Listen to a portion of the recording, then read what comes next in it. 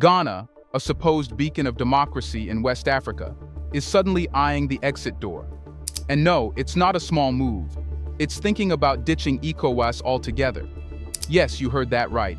Ghana is pondering a departure, and this decision isn't just about one nation breaking away. It could ignite a firestorm of change.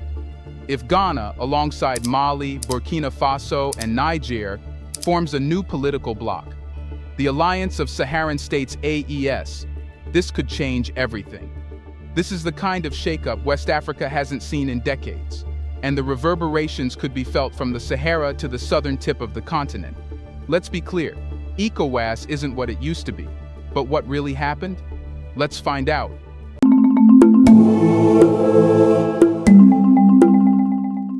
Ghana is at a crossroads. For years, it has been a key member of ECOWAS, one of the strongest voices in West Africa. Ghana's leadership has been central in promoting Pan-Africanism and regional integration. But now, Ghana is looking at the exit signs, and the reasons are clear. ECOWAS, once a beacon of hope for regional unity and progress, has evolved into something that no longer aligns with Ghana's national interests. First, let's discuss ECOWAS's alignment with Western powers. For decades, ECOWAS has been seen as a platform for Africa's unity, but in practice, it has often served the interests of the West.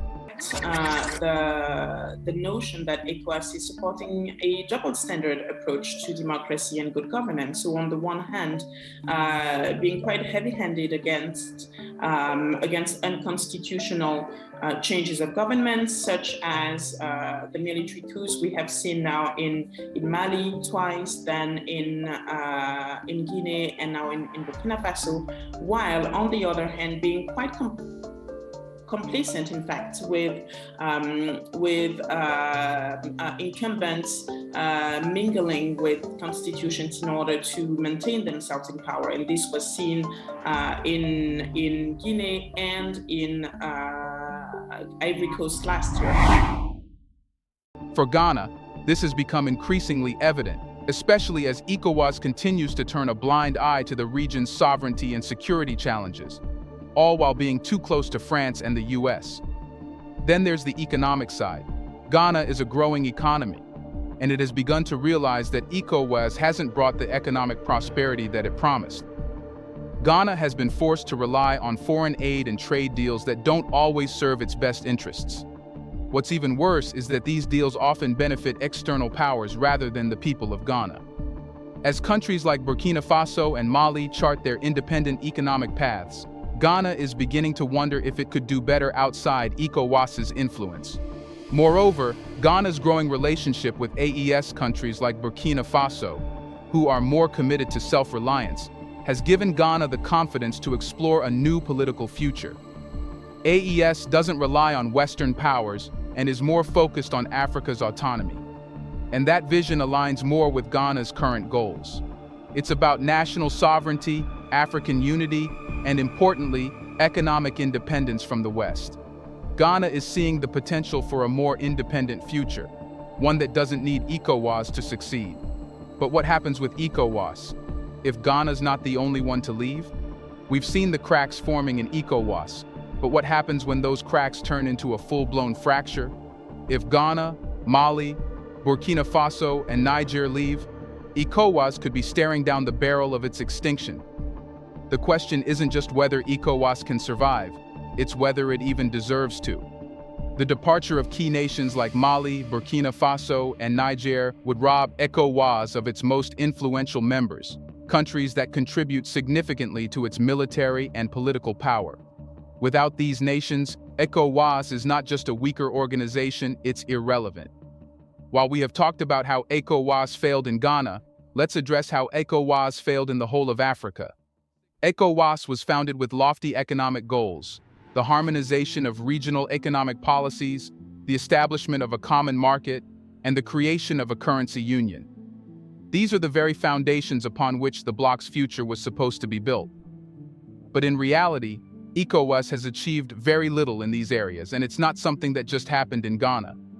The long-promised West African Monetary Union remains elusive, and its economic integration plan, though ambitious on paper, has not materialized. Africa's economic independence has always been a critical challenge. ECOWAS, instead of taking bold steps towards self-reliance, found itself entangled in trade agreements that benefit foreign powers more than its people. ECOWAS has not been able to move away from a system that continues to feed West Africa's dependency on former colonial powers, particularly France. France's control over the region's financial systems, through the CFA franc, which is tied to the euro, has left the economies of many West African countries still shackled by colonial-era financial systems. ECOWAS has done very little to challenge these entrenched structures, allowing the neo-colonial financial system to persist. Last week, Meloni took things up a notch when she claimed that migrants were only travelling from Africa to Europe because France was exploiting the continent's natural wealth via the CFA franc. Here's a reminder to please like and share the video and subscribe to our channel to watch more videos on Black culture, history, civilization, and identity. Let's continue now. ECOWAS's failure to address infrastructure deficits across West Africa has crippled the region's economic growth. Roads, energy, and telecommunication networks are in a state of disrepair, with no cohesive regional strategy for development. While the African Union and other regional bodies have been trying to push for more integrated infrastructure, ECOWAS has repeatedly failed to meet the demand for real, tangible economic improvement in West Africa. The promised benefits of trade and regional economic cooperation have not been realized, and the majority of West African countries are still struggling with poverty, unemployment, and economic inequality. Another area where ECOWAS has fallen short is regional peace and security. Initially, ECOWAS was lauded for its role in peacekeeping efforts, especially in the 1990s, such as in Liberia and Sierra Leone. The intervention in Sierra Leone in particular seemed to paint ECOWAS as a peacekeeping force of immense potential. However, this initial success was short-lived and overshadowed by later, failed interventions. ECOWAS's peacekeeping force, ECOWAS Monitoring Group, was involved in several conflicts throughout the region, but the organization's military intervention strategy was often disjointed and undermined by political instability within member states. ECOWAS has struggled to effectively manage and mediate peace processes in countries like Guinea, Ivory Coast, Mali, and Burkina Faso.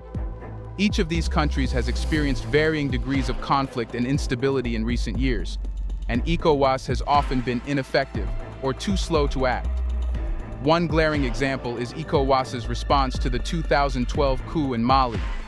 When the Malian military overthrew the elected government, ECOWAS condemned the move but failed to take swift, decisive action. The situation in Mali spiraled out of control, with the rise of insurgencies taking root in the northern part of the country. ECOWAS's attempts to mediate the situation proved ineffective, and it wasn't until the French military stepped in that the situation started to stabilize, leaving ECOWAS's interventionist role in question. The ECOWAS response to the 2020 military coup in Guinea and the 2022 coup in Burkina Faso has been equally inadequate. ECOWAS imposed sanctions, but these measures failed to produce results, and political transitions in these countries remain in flux. ECOWAS has often been seen as an organization more interested in protecting the status quo rather than genuinely addressing the root causes of instability in the region. Perhaps one of the most striking failures of ECOWAS is its lack of political will and coordination between member states. The bloc was designed to work as a political and economic union, but it has consistently struggled to maintain unity among its members. National interests often take precedence over regional cooperation, making it difficult for ECOWAS to enact coherent policies. For example, when the region faces large-scale security threats, such as the growing insurgencies in the Sahel, ECOWAS is often too fragmented to mount a collective response. Member states tend to go their way, seeking bilateral security agreements with external powers like the US and France, rather than cooperating within the framework of ECOWAS. This lack of cohesion has resulted in a disjointed response to the region's security crises. One of the main problems has been the organization's ineffective leadership. ECOWAS has struggled to present a unified voice in the international arena, and its failure to prioritize regional cooperation has left the organization struggling to compete with emerging alternatives, such as the AES. So now we must ask, is AES the future of West Africa, Or is it just wishful thinking?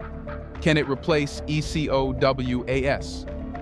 I mean, it's a very historic moment to be on the African continent and witness what is unfolding from east to west, where people, no matter the language that they're speaking, they are clearly knowing who the enemy is. And Mali, Niger, and Burkina Faso, they are giving us the compass of what needs to be done. These three countries were part of ECOWAS, they were part of many African institutions, and they did not see changes, fundamental changes in the country, especially around security issues. After what people have described as military coups, I said actually the aspiration of the people of the Sahel to change the elite, the bourgeois class that control the country. We saw military leaders take control of the country, and they continue to listen to the voice of the people if you follow very closely. Now, the creation of the Confederation, the Alliance des États du Sahel, and their first summit that took place earlier in July, I think it was July 6th that took place, is simply I could say, the aspiration. The rise of AES represents a pivotal shift in West African geopolitics, one that cannot be ignored. Formed by nations like Mali, Burkina Faso, and Niger, AES is challenging the narrative of regional cooperation that ECOWAS has been pushing for decades. But does it have the staying power and capacity to dethrone ECOWAS, or will it remain just another dream deferred in the face of entrenched political realities? AES isn't just a new political alliance. It's a bold and revolutionary attempt to reshape the way Africa interacts with itself and the world. Unlike ECOWAS, which for years has been dominated by Western influence, AES is carving a path that aims to prioritize Africa's interests first. At the heart of AES's formation is the desire to push back against the historical legacy of colonialism, especially the dominance of Western powers that have long shaped the policies of regional organizations like ECOWAS. From its inception, AES has been driven by a vision of self-reliance. The leadership of AES, led by figures like Captain Ibrahim Traoré of Burkina Faso, has made it clear that their goal is to build a regional bloc where African countries are the primary decision-makers, free from the meddling of former colonial powers. This vision is grounded in the belief that Africa can solve its problems, create economic solutions, and protect its security interests without relying on the West. It represents a break from the traditional reliance on foreign aid and intervention, a theme that has plagued African nations for generations. The economic ambitions of AES are perhaps the most intriguing aspect of its vision. While ECOWAS has focused primarily on achieving economic integration among West African nations, its efforts have often faltered. AES, on the other hand, is proposing a new economic order. The alliance's economic strategy is centered around self-sufficiency. AES countries are working toward creating a regional economic bloc that relies on their resources and capacities. This includes developing robust trade networks among AES member states, establishing stronger regional supply chains, and creating economic policies that prioritize local industries over imports. AES leaders have been vocal about their intention to bypass the Western-dominated financial systems and to seek out alternative trade partners who are interested in a mutually beneficial relationship rather than one that exploits Africa's resources. One area where AES is already making strides is in its growing influence over resource control. Countries like Mali and Burkina Faso have vast mineral wealth, and AES is beginning to reimagine how these resources are managed. Rather than allowing multinational corporations to extract resources without benefiting local communities, AES is pushing for a system where resource extraction and revenue generation remain under African control. This economic independence is seen as a fundamental component of AES's mission to reshape West Africa's economic future. The ability to control its own resources and economic decisions is critical for AES, especially when we consider the historical context of ECOWAS's economic policies. If AES succeeds, it could potentially offer an alternative model for other African regions that are looking for ways to break free from the stranglehold of foreign economic dominance. Beyond economics, AES also represents a new approach to regional security. AES, conversely, is taking a more focused and cohesive approach to regional security. Countries like Mali, Burkina Faso, and Niger have been on the front lines of the fight against insurgencies, and they are looking for a solution that doesn't involve relying on external military forces like France. AES is advocating for a collective security approach, where member states cooperate to combat insurgency and instability in the region. AES's security strategy emphasizes local solutions, with countries taking the lead in protecting their borders and communities, rather than relying on external interventions that often fail to address the root causes of instability. The leadership of AES, particularly Traoré, has called for a more decentralized security approach, where African nations take greater responsibility for peacekeeping and crisis management. By focusing on regional cooperation and mutual defense, AES hopes to build a stronger, more self-sufficient security architecture that can handle the challenges of the 21st century. Its commitment to self-reliance, regional autonomy, and African-led solutions is in stark contrast to ECOWAS's dependency on foreign powers. If AES can successfully navigate its internal challenges and prove its worth, it could become the driving force behind a new era of African unity and independence and can surely replace ECOWAS. But what happens if ECOWAS resists? If ECOWAS has lost so much credibility, is there any way it can get Ghana, Mali, and Burkina Faso back into the fold? And let's be real, it's not looking good. ECOWAS isn't just dealing with a couple of disgruntled members. It's facing a full-blown crisis of legitimacy. To win back these countries, ECOWAS would have to do something almost impossible. It would need to radically change its entire structure. First, it needs to cut its ties with the West, especially France. ECOWAS needs to stop playing the middleman and start acting in the interest of its people. It needs to prioritize African solutions over Western-backed ones, and that starts with regional security. But security isn't the only issue. Economic independence is just as critical. ECOWAS must stop supporting trade deals that benefit foreign corporations while leaving Africa's people in poverty. Can ECOWAS reform? Sure, but the question is whether it has the willpower and the support to do so. Without those fundamental changes, the idea of bringing Ghana, Mali, and Burkina Faso back into the fold seems like a pipe dream. If ECOWAS loses more members, it could signal the end of the bloc as a meaningful political and economic force in West Africa. With key nations stepping away, the region risks fragmentation, leading to instability. ECOWAS says that a fragmented West Africa, where nations pursue their separate agendas, could create a disjointed political landscape. Without a unified economic and political platform, countries may begin to pursue individual foreign policies, resulting in conflicting interests and weakened collective bargaining power. This could make the region more vulnerable to external influence and undermine efforts to tackle shared challenges like security and economic development. However, the collapse of ECOWAS also presents an opportunity for something better, and that's AES.